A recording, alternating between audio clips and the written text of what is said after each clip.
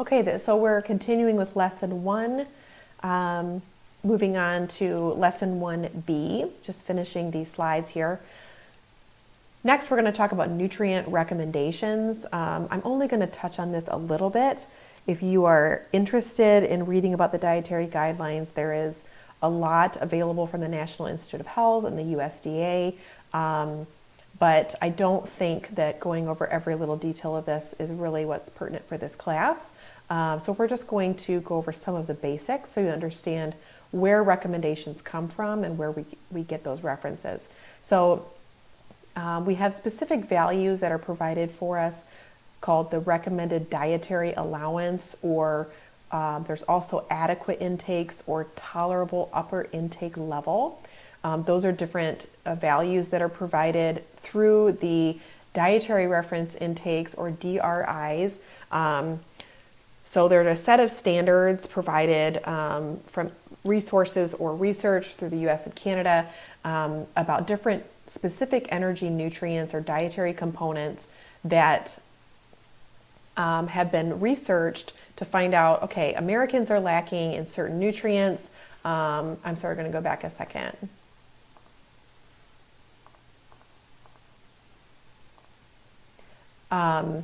The dietary reference intakes are actually for healthy individuals. So I wanted to mention that first, which none of us are 100% healthy. I think we could all raise our hands and say that there's something going on, or we know that we have a certain risk of, I'm at risk for osteoporosis, for example, because that runs in my family.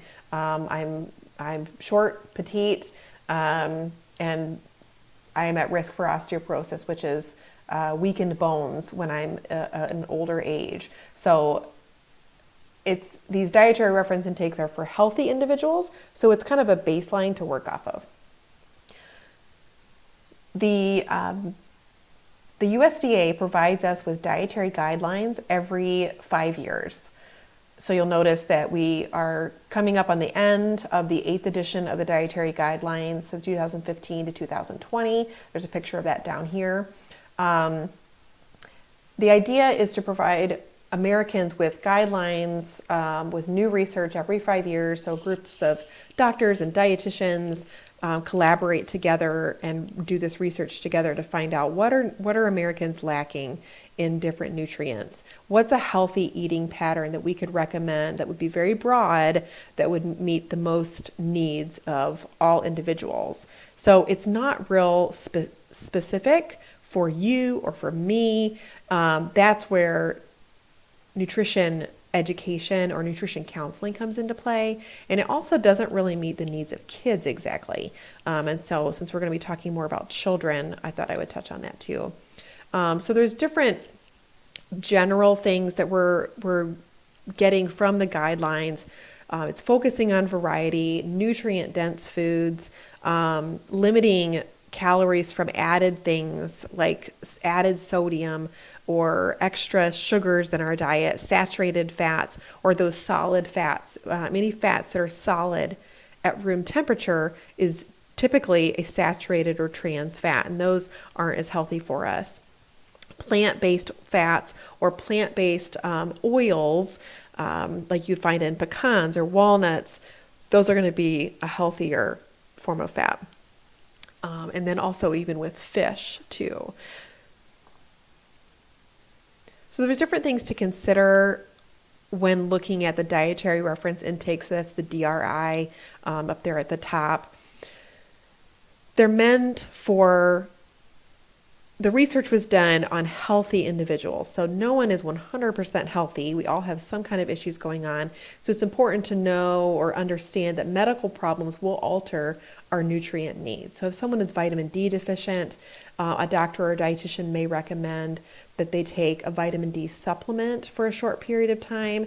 And sometimes that's in very large quantities. And it may not make sense compared to the dietary reference intakes and what those recommendations are, but we have to look at what the medical issues are for an individual. So we have to look at things from all perspectives. So for example, here's a little clip of the dietary reference intakes. I could go and look at, okay, a child from age 1 to 3 needs how much vitamin D or vitamin E. Let's see, this is vitamin E. So approximately 6 milligrams per day. But that is for a healthy individual. So if this child has a very low immune system, then perhaps I'd want to talk with the doctor about vitamin supplementation, because maybe certain nutrients might be helpful, or just looking at different foods that contain vitamin E. So healthy plant fats contain more vitamin E, and vitamin E is an antioxidant. So this number still needs to be looked at from all angles, depending on what someone needs. So we have the dietary reference intakes, and then we have the food guide that the government provides for us. And once again, this is very basic, very broad. This is not specific to you and me. So for example, if someone has a gluten allergy or has celiac disease, which is related to a gluten allergy, then this wouldn't exactly meet their needs, because it says grains, but really they can only have certain grains. So nutrition counseling or specific nutrition guidance is helpful from a dietitian to help people interpret the food guide if they have more specific needs or medical concerns. So it's kind of confusing, the relationship between the dietary food guide, the DRIs, the recommendations. So I'm going to try to explain that for you. So we have this research that comes out every 5 years, and from that, the USDA writes up the recommendations, because they compare the research to and what people are eating. Say American citizens, what are they eating? Are they eating enough vitamin A? Are they eating enough calcium? Are they getting enough iron? And if we found that they're not eating the foods that contain the specific nutrients that they need, so the DRIs, we have that based on for healthy individuals, then we say, okay, so here's our recommendations of foods to eat for optimal health. And then we make it even more specific by saying, okay, here's a food guide with the amounts of each of those foods that you should eat in order to have better health. So as to how they relate, the dietary reference intakes are to nutrients, as food guides are to amounts of foods. So hopefully that kind of explains that for you. There are different ways to look at dietary guidelines and food guides.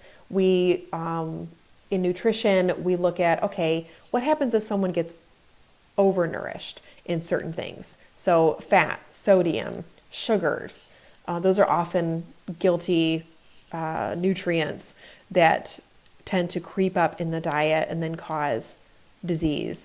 Undernutrition, what happens if someone doesn't get enough fat? What happens if someone doesn't get enough vitamin E or vitamin A? What's going on in the body? What happens if someone doesn't get enough iron? Iron helps transport oxygen throughout the body, so that makes someone very tired, and that leads to a disease called anemia. So there's some of these nutrients are correlated with a disease, and then sometimes it is simply just a list of symptoms that we know we can help with by supplementing more of certain types of foods, or sometimes an actual pill supplement, but typically foods is the ideal. And then also, how does over or undernutrition affect chronic disease? And is there a relationship? If I don't get enough calcium, vitamin D, magnesium, potassium, that can affect my bone health. So I'm at risk for osteoporosis. It runs in my family. So I need to make sure that if I don't want to get that disease, that I do certain things like exercise regularly and get enough calcium, vitamin D, those different nutrients in my diet. I don't necessarily have to take pills or supplements, but get those things in my diet so that hopefully I can either prolong my my healthy bones until maybe I would still get that disease, but it would be further down the line, maybe not until I'm 70 or 80 as opposed to 50, okay? There are different dietary ideals, having an adequate diet, having a balanced diet. So am I getting enough of the nutrients and balance? Am I getting enough of different macronutrients, protein, carbohydrates, fats at each meal that help balance and control my calorie absorption? So we have this calorie control, but it's not just about what calories. So it's not just about I'm eating 2,000 calories in a day. It's, am I eating all of those at one meal, or am I eating them slowly throughout the day? Especially with older adults, getting enough protein throughout the day is very important because they tend to lose muscle mass as they age. The nutrient density, say some steamed broccoli versus deep fried broccoli with dipped in ranch. Which one's more nutrient dense? Okay, the steamed broccoli or the like roasted broccoli that doesn't have the extra breading and then the extra saturated fat of the cheese. Both have their place, but nutrient density is what we're going for dietary ideals. Moderation. Having dessert is good for the soul. It makes you feel good to sit and enjoy a dessert and maybe a cup of coffee with friends or family on a holiday. But in moderation, having one piece of pie with your coffee instead of having a piece of pie, a piece of cake, and then a couple cookies, and then maybe feeling kind of sick after. So that's not moderation. And then getting a variety. Are we getting lots of color in our meals? So we can look at the nutrition facts, and I'm sure all of you at some point or another have looked at a nutrition label on any food product in the United States. There has to be a nutrition label. We can look at the different nutrition facts to figure out, okay, how much fat am I getting? Or how much saturated fat am I getting? How much sodium am I getting for the day? Or maybe comparing products. Nutrition facts labels are really meant for comparing products so that you can make the best consumer choice. What's required on the label, there's servings. So you can compare, say, 2 slices of bread in this bag of bread or this loaf of bread compared to 2 slices of bread in this loaf of bread. Okay, this one has more fiber than this one, so I'm able to compare those. The list of ingredients, especially now with the rise in food allergies, the list of ingredients is very important. And then there are certain requirements on the actual label panel. So here's the list of all the things that are required. Sugars is required. Added sugars is actually required now as well, which is helpful because it was a little hard to figure out if foods had added sugars in them without reading the ingredients, but now we can see that in the food label.